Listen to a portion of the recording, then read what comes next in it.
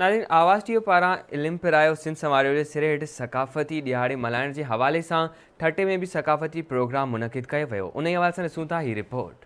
सक़ाफ़त क़ौम जे जीअण जो उञाण आहे। 5 डिसंबर सक़ाफ़ती मेले जे हवाले सां आवाज़ टीवी तरफ़ां इल्म पिरायो सिंध संवारियो जे उनवान हेठि ठटे प्रेस क्लब में तालीमी मेलो रचायो वियो। तालीमी मेले में सरकारी तोड़े गैर सरकारी स्कूलनि जे शागिर्दनि ऐं शागिर्दियाणियुनि वॾे अंग में शिरकत करण सां गॾोगॾु पंहिंजे टैलेंट जो मुज़ाहिरो कयो।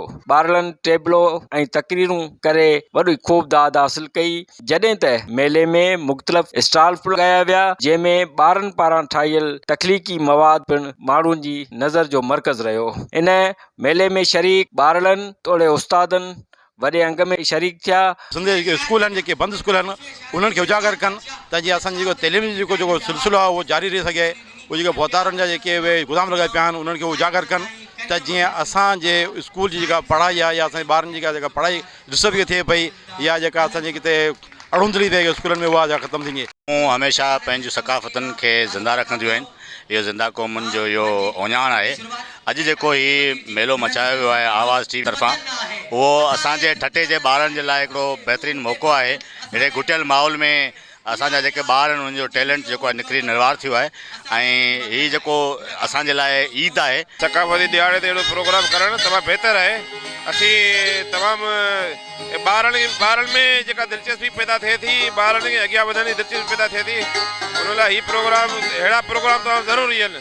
असां ॾाढी न ख़ुशी थी आहे छाकाणि त सिंध जे अंदरि तालीम जो जेके आहे सख़्तु बहिराना, तंहिं करे जेकी सिंध जे अंदरि तालीम सां गॾोगॾु असांखे सक़ाफ़ती ॾियारनि सां जेकी सक़ाफ़त जेके असांजा तारीख़ी वरिसा आहिनि उनजी मालिकी करणु खपे। जीअं बंबोरा, मकलिया, किंजरा, कारूंजरा।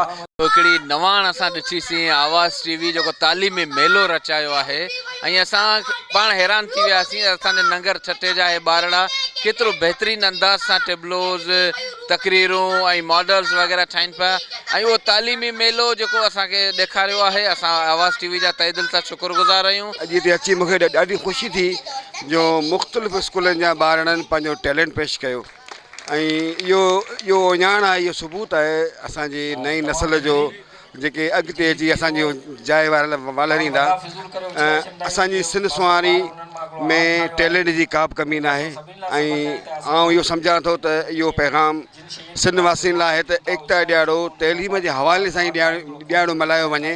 तालीम पिरायो सिंध संवारियो, इहो मौजूदा वक़्त जो जेको सो तमामु ज़रूरी नारो आहे असांजी क़ौम जी सुजाॻी जे लाइ। पर असांजी क़ौम जाहिल क़ौम न आहे।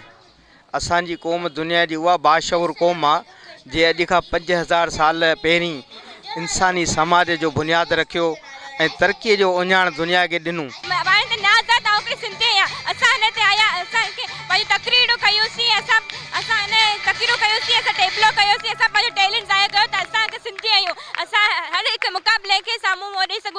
असां घणे शुक्रगुज़ार आहियूं हिन असांखे प्रोग्राम में अचण जी दावत ॾिनी। असांखे तमामु ख़ुशी थी जो असांजे प्रोग्राम में आयासीं ऐं हिसो वरितोसीं। असांखे तमामु घणी ख़ुशी आहे त सिंधी आहियूं।